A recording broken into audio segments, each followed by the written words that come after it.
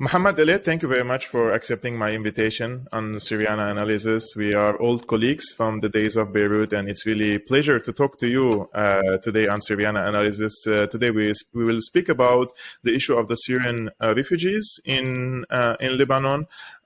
Some would call them displaced Syrians in Lebanon, but according to international law, of course, they are refugees. Some of them are registered in the UN, some of them are not.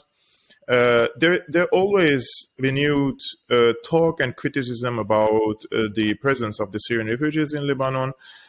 We know Lebanon is divided. There are different political parties. I would say one of the blocs, which is the 8 March coalition, they are more pro-Syria, and the 14 March, they're anti-Syria. Some people among the 14 March coalition who are pro the United States, I would say they genuinely dislike Syrians, right?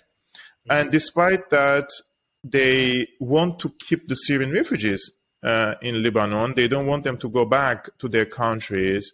Can you please explain this complicated situation for the people who do not know this complexities in Lebanon? I think it goes back to 2 reasons, basically. The first reason is the international pressure on these 14th of March bloc to keeping the Syrian refugees in Lebanon, to cause more social and political pressure on their 8th of March rivals, especially that a small portion of the Syrian refugees that have been introduced to Lebanon after like 3 or 4 years of the war started in Syria. Were actually members of extremist and terrorist groups that have joined some of the security events that happened in Lebanon, particularly in Tripoli, Saida, and also in northeast Lebanon and Arsal. And because, first of all, of the political agenda of these terrorist groups that coincide with some of the international players in Syria and Lebanon, and at the same time because the economics and financial situation of refugees is really, really bad. So some of them might hold arms just for a few bucks, especially if the person that's giving them these monies and arms they both meet in the extremist ideology. I would give an example such as Sheikh Ahmad Al-Asir, who's in prison now. They have formed a sort of a terrorist group which actually terrorized the city of Saida, as I remember, back in 2012. Another part is the financial part, where Lebanon has been receiving huge sums of money since 2011 to support the Syrian refugees. And in 2019, the banks and their owners, who are actually also politicians, most of them are part of the 14th of March bloc, whether they're like big officials in the 14th of March bloc or just members of those parties. Their banks have been receiving huge sums of dollars since 2012 and 2019 because of the crisis. They're giving the refugees their aid in the Lebanese pound and not the dollars. They're keeping the dollars for themselves to an amount, as I remember, per month, it's $150 million or something like that. So these banks are actually robbing the refugees of their proper aid and giving them like the local currency, which is deteriorating every month, most every week as well. Actually, this is also similar to the refugee crisis in Turkey. Turkey also received a big sum of financial aid to support the refugees there. And nowadays we can see also there is a big campaign in Turkey, also state-sponsored, to kick out the refugees back to Syria. And on a political level, I mean, on a political elites level, it's understandable because at the end of the day, they're like merchants. They use the refugees, they gained money, they improved their financial status, but it became like it has now a backlash, right? And these countries are facing a dire financial situation, whether the refugees playing part of it or not, which in my opinion, one part of it is the refugees, because there is a big amount of refugees, right?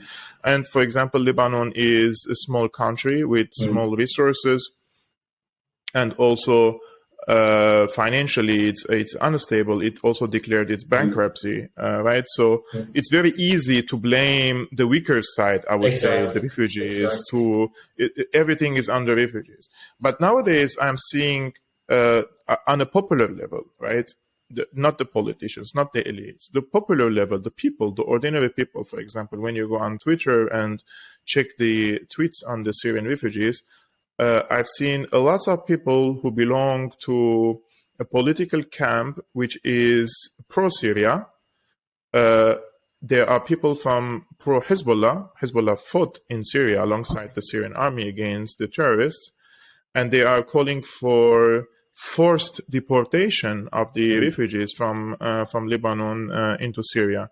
So how do you explain this phenomena in Lebanon? Is it out of emotional anger, or it is more a party-sponsored rhetoric, I would say political rhetoric, to finish the refugee crisis? Because according maybe to Hezbollah or other pro-Syria groups in Lebanon, the refugees are like a political card being played against Syria itself.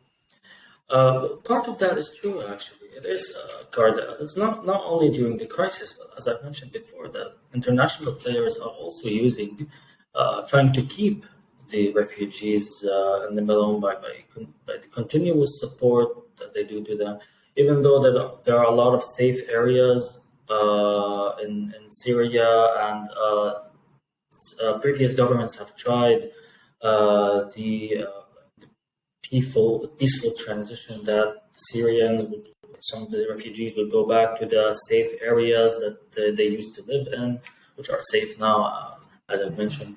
But we've seen objections from the UN, from the US, even some European countries, basically who are against Assad, and which is seriously it's very contradicting to see, especially European countries, that object the return of refugees from Lebanon to Syria, to safe areas in Syria specifically, unlike what Turkey is doing, as you mentioned, because Turkey is basically taking them back to Idlib and areas that are still controlled by armed groups, which is still witnessing clashes. But European countries are also now trying to drive out the refugees from their country, as we've seen in Denmark, even also in Netherlands and other countries. I think also in Germany, with the rise of the alt-right wing movements.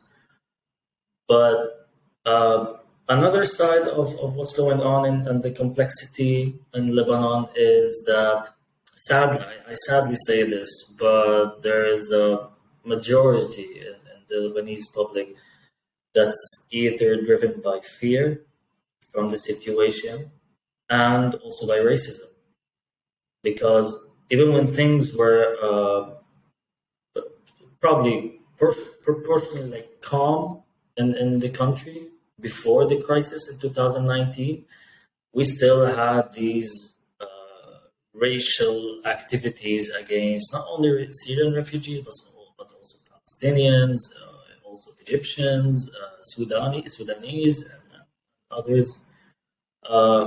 Because the dark-skinned refugees. Like basically third world country refugees. But if they come from Ukraine, it's fine. It's not a problem. Actually, which is really, it opened up a huge subject back then when the Russian-Ukrainian war started. That they started to wanted to welcome Ukrainian refugees, but they can't take care of the ones they already have. Not only since 2011, but like since the 40s with the Palestinians. But sadly, as I said, we are racist people against, and in times of crisis, and that it's part of the human nature that we start to blame the weaker side, whom are actually the Syrian refugees in this case. I mean, when the government, and it's not only, but by the way, from the people, it's also from the government as well, from the Prime Minister Najib Mikati. There is also the Minister of Social Affairs Hector Hajar. They are driving this racial bus against the Syrian refugees just so they can take the blame off of their extremely bad management of this crisis, and also not to shed light on who is actually causing the problem, the monopoly of the big enterprises that are actually importing the wheat, and also the big five bakeries in the country. Mm-hmm. But what do you say, Mohamad, to the people who say, for example, the Palestinian refugees who arrived since 48 till today, and the general mood back then was, okay, we have to receive the refugees, and then in a few weeks, few months, maybe few years maximum, they will go back to their own country, and they stayed. You have 500,000 Palestinian refugees in Lebanon, and they're living in very dire situation, I would say, in refugee camps again. So there are some people who would say, like, it's been 11 years for the war on Syria, and they're afraid that the refugees will never go back to Syria because if you see, also there are lots of Syrians who established their livelihood in Lebanon, right? Mm-hmm. They open businesses, they're working in I would say companies or any institutions. So how would you convince them to go back to Syria if this situation is also very bad in Syria itself, when someone has established a life, has a child, work? So there are also Lebanese who are saying, like, we have a point. They're not going to go back if we don't really force them to go back to Syria. This rhetoric has been going on since 2011. That even before, like, Syrian refugees or Syrian in general, because as you know, like, Syrians have been in Lebanon even before the separation of Lebanon and Syria by the French. And they already have their businesses. They have introduced huge amounts of money, even during the crisis, to the banking system of Lebanon. And this is how we repay them, by asking them just to leave. But even that, if Syrians they collected their money and they opened their own businesses, they are also introducing huge sums of money from international parties. They also from the crisis, many businesses have opened to whether support the Syrian refugees and such. They're actually moving the economic wheel in a small portion, but still they're doing, economically they're doing good to the country.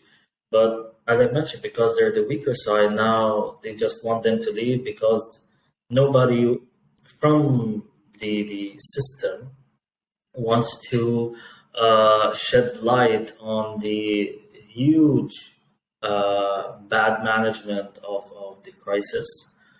The same thing, I would say the same thing went to the Palestinians, but Palestinians in Lebanon, they have a very special case because in the end their land is occupied, unlike Syrian refugees, which is basically there's a certain security situation, which is in most of the country already has been gone.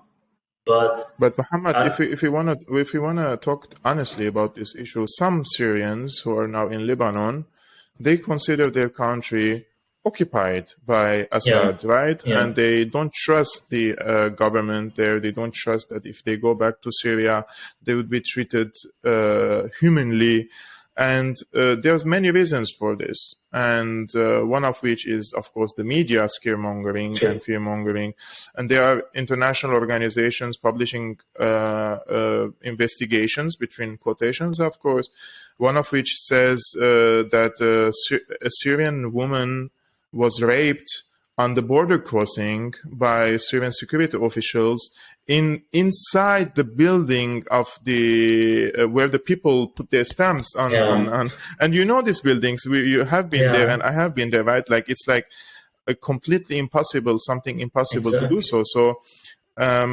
Like to do so, and someone would hear you. Like. Yeah, so there are forces, they don't want the refugees to go back, and they are, and of course there are children born in the refugee camps and they are indoctrinated. As you mentioned, there were efforts to recruit people from the refugee camps, so there are also indoctrinations to the refugees, especially to the younger generations, that there is this evil guy in Syria waiting for you to come back, he will slice your throat. So there are people, unfortunately, born inside camps, they have no education, they have no access to the internet, they have no access to any sort of information, and of course these people, they don't want to go back to Syria. So I also see the Syrian government is not doing enough to give a hand to these refugees and try to fade away their fears, right? How can you talk to the refugees if they are not through state media, because they're not watching state media at all? Exactly. It's as you mentioned in the beginning, there is like fear mongering among not only mainstream media, but also what's being called the alternative platforms, from spreading fake news to uncredible news. But yeah, considering what Syrians have been through since 2011, you're talking about the average guy that would only believe what he sees. It's pretty hard for someone who has been fueled by this hatred and fueled by this fear of the other, that they would just simply, okay, let's go back. Everything is safe now. Especially there's also the other catch, that the economic situation in Syria is pretty bad. It's probably as bad as Lebanon, but for different aspects here, it's basically from the corruption, but Syria is basically from the international siege. So considering that refugees in general are just sitting here, whether in houses or special places, and receiving aid, especially the ones that come from the countryside, whom are basically kind of used to this way of living, especially the ones who come from deserted area in the east. As I've met in several refugee camps during my years in working on this topic. I mean, would you logically think of it? I'm someone providing me a house, someone's providing me with work, someone's providing me with free money and free access to food and water every month. Why would I go back to something that has the label of fear? And as you said, if I go back, someone would slice my neck and all of these issues.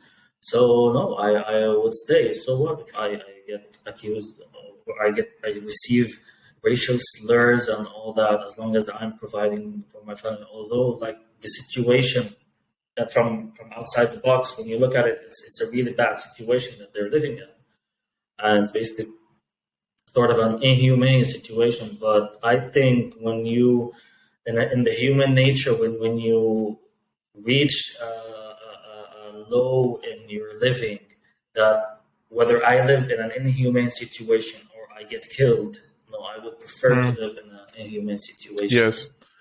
Mohammed, what do you say about the non-governmental organizations, especially, of course, between quotations, those who are taking care of the refugees in Lebanon, who have generated also lots of money during this time, and so we have a political elite, we have the media, and we have also the social workers. And of course, I'm not generalizing them, but on an institutional level of the NGOs, do you see there is a corruption among them, and the will and the consistent work to convince the refugees not to go back to Syria for financial reasons for themselves? Or is it just a humanitarian that they don't want them to go back to Syria?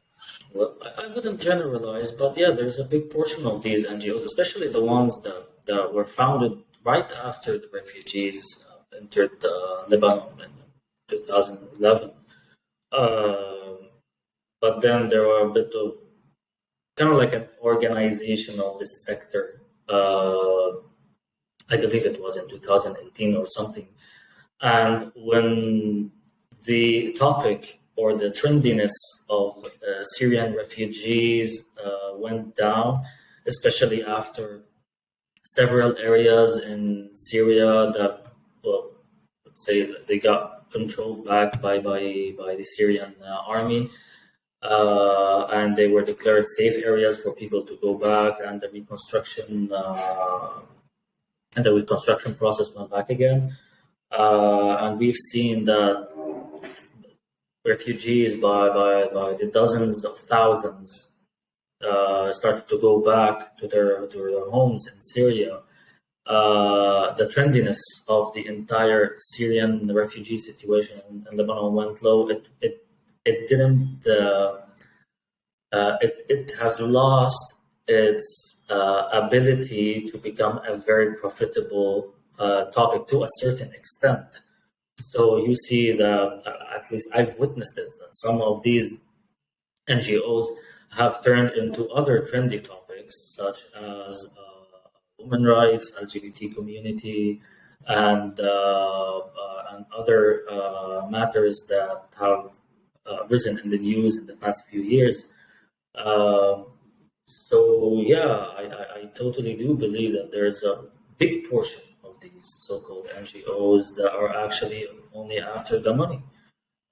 Considering that there are a lot of international parties, the UN, the Norwegian Refugee Council, and all of these international bodies that have financed these NGOs in a huge fortunes of money. But basically, you see the work that has been done on the ground is very minimal. And I was one of these, the people who were actually involved in the work of these NGOs, whether in training, on photography, on journalism. But yeah, it was always weird that you're teaching like 8-year-olds and 7-year-old refugees about photojournalism, which is something very technical and very advanced for their age. But apparently, because the NGOs, they had a lot of money they wanted to spend, and they just want to spend on anything. Yeah, unfortunately, it's a very complex situation in Lebanon. I know from also some of my colleagues who worked with the refugees, although some of them, they were genuinely interested in supporting and helping the refugees. Others were just financially benefiting from it. So it's not a black and white, but the butter of the issue, as we say in Arabic, is there is over 1 million Syrian refugees in Lebanon, and this has to be discussed between both Lebanon and Syria on how to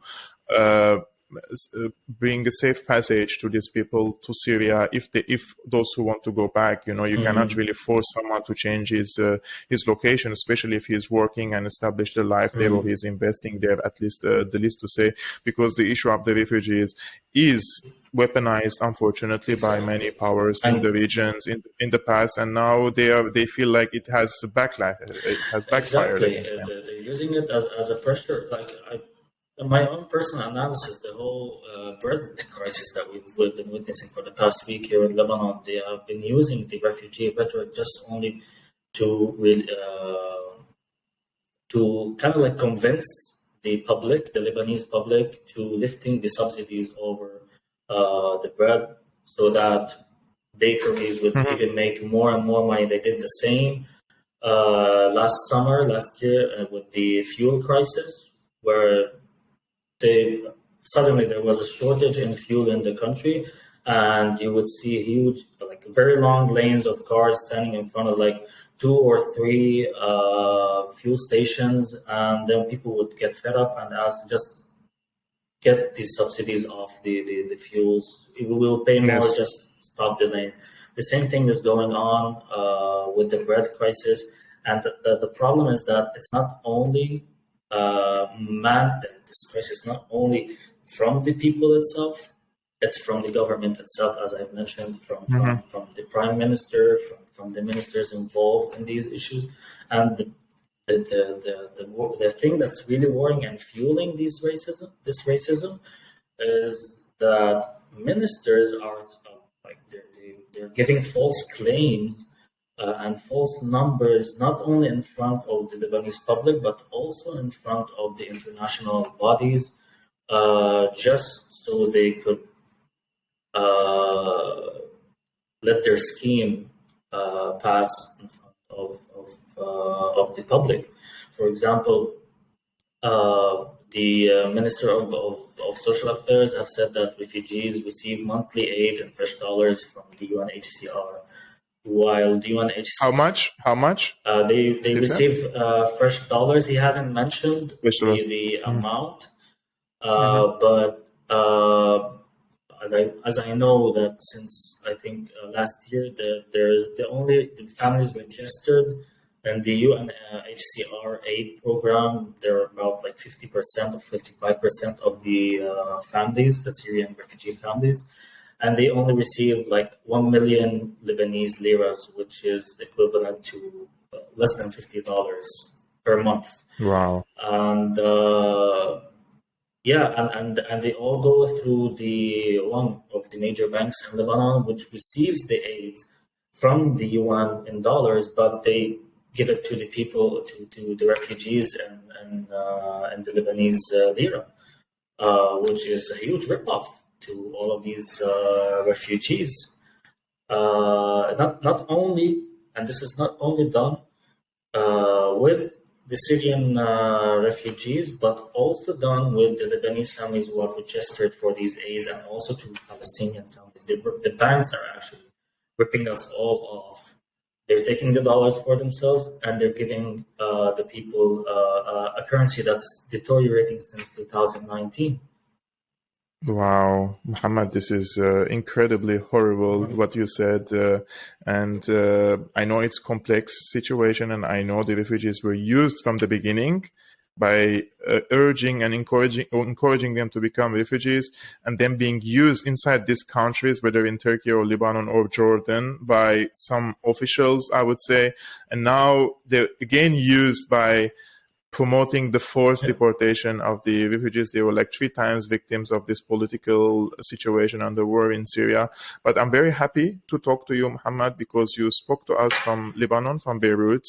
These details are very important to understand from someone who followed this case from the beginning. And I wanted to talk to you to shed light on this issue because it's also an issue that is also interconnected with Turkey and in other countries that received, I would say, Syrian refugees in the Middle East. Thank you very much, Mohamad. You're most welcome. It was my pleasure.